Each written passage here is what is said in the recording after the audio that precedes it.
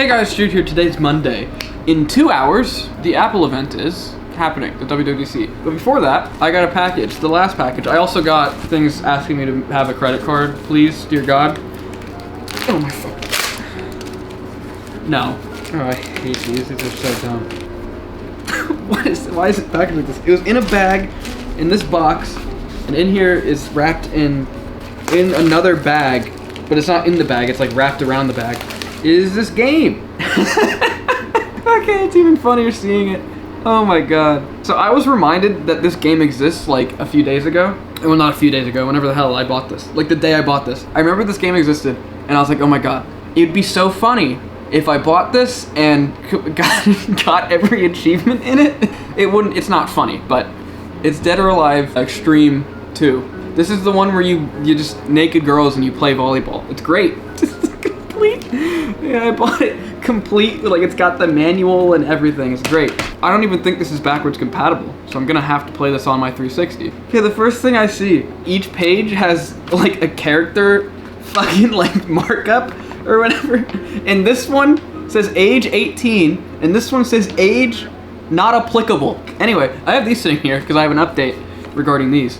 These are Call of Duty games I bought a while ago. They all work. What I have an update about is the status of the backwards compatibility. I had said in that video that none of these were backwards compatible with the Xbox One and Series systems, because I figured why would they? Ghost is an Xbox One launch title, and of course Advanced Warfare came out the year after, and Black Ops 3, obviously it's 2015. These are all Xbox One titles, and there are games that are on the 360, released on the 360 first, and were later had a port to the Xbox One that aren't backwards compatible. LA Noire isn't backwards compatible, but it has an Xbox One version and a 360 version, and it came out on the 360 first and all that. Anyway, it turns out Call of Duty Ghosts and Call of Duty Advanced Warfare are both backwards compatible with the Xbox Series and Xbox One. Not Black Ops 3, which makes a little bit more sense because it doesn't have the 360 version. It's just the multiplayer. There is no story mode, so it's a bit weird. Anyway, that means that every single Call of Duty is playable on the Xbox One and Xbox Series systems.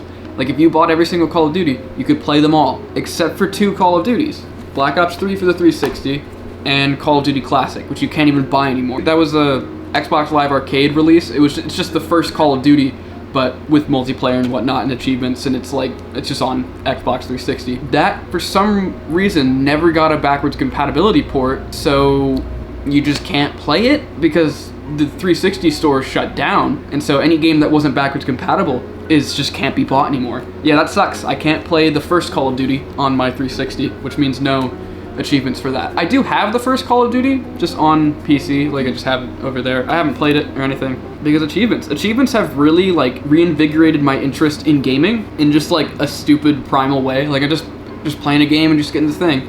I don't know, it's just interesting. Maybe it's like because achievements give a sort of like immediate expectation of like what I'm gonna be doing in a game or something. I don't know, but I just thought that was interesting that Ghosts and Advanced Warfare are both backwards compatible with Xbox One, even though those games already have native versions on the Xbox One and Series systems that you'd much rather play.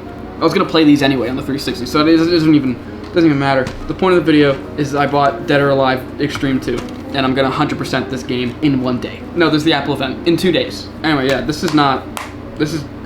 I don't think that this is backwards compatible with the Series systems because of some random dispute like with the company that made these games. Like the Dead or Alive games, the actual like main series fighting games were like all on Xbox because I think the guy that was like the director or whatever like really liked Xbox for some reason. It's just like, just get like hasn't there been a newer one since then? And there has, but it's all on PlayStation, and the whole joke was it was gonna be Xbox. It doesn't matter, fucking whatever. I will cut back to myself in 118 minutes, or well, a little bit after that, after the WWDC 2025, and we'll see whatever I think of it. Bro, I thought this was just a sexy volleyball game, bro. What the fuck is happening? What is going on? Fucking Cyborg is blowing up intercontinental ballistic missile to a space satellite that shot a beam to the island that was sunk. Huh? I now declare a new era in Zack history! Why is this the song for it? Also, I'm playing blackjack and eating cookies. I'm eating cookies, playing blackjack, and this song is playing on that WWDC thing. This is awesome. Alright, I don't have my watch on because it's charging. It's 8 p.m. The Apple event was a thing that happened. It was exactly what everyone said it was, so yeah, nothing to talk about. Actually, a few things. iPadOS is now actually, I will now actually call it iPadOS because there's like, you can do Windows and stuff. Like, not Windows, but like windowing. Doesn't mean it's useful, just means like you can do slightly more things on it than before, which was one thing at a time, but also two things at a time, but also maybe a little bit of three things at a time, kind of, but not really. And then also the things you're doing aren't actually full applications. It's still like iPhone apps just blown up to have more stuff on the screen, which it's still that, but you can have a lot more iPhone apps at once, basically. Anyway, yeah, the glass thing, when they're introducing the glass stuff, they were like, we have these bubbles of glass, and I'm just like, this just looks like Aero. It just looks like Windows Aero. Like, you're just showing Windows Aero right now. It doesn't look exactly like Windows Aero. It's still like frosted and stuff, and it's cool. It's a good look. I like it. They brought the camera app.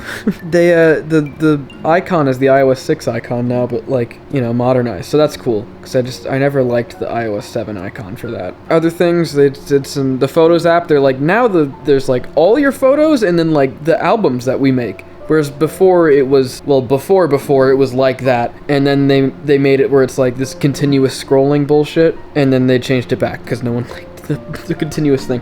They changed a bunch of stuff. They basically finally like made the UI slightly work for the fact that the screens aren't, you know, little tiny squares. They're like these big things with round corners. So they're changing stuff. So like the bottom of apps that are, hang on, I gotta open an app that has this. An app that has this thing at the bottom with all these buttons, like straight out of iOS 2 or whatever, or 1. Well, I guess, yeah, technically 1. They're gonna make it like, instead of being connected to the bottom, it's like a bubble. No, that's about it, really. Like, it's more accessible. Kind of. They're gonna put things in context menus instead of a bar you have to scroll through. There'll just be a context menu that drops down. So that makes sense. It's just some stuff that makes sense they should have done ages ago. As for bug fixes, I don't know. But yeah, this is iOS 18 is the last iOS for iPhone XR. To be honest, I thought iOS 16 was going to be the last one, but we got 17 and 18, so now that's just how it is. I guess I should buy a phone this year or next. I'll probably just do it next year. Yeah, I think I'll get the iPhone 18. I guess I'll see you guys tomorrow. I talked a lot in this video, which is gonna suck. There's probably like 20 or 30 minutes of footage for this video, so sorry. I'll see you guys tomorrow though.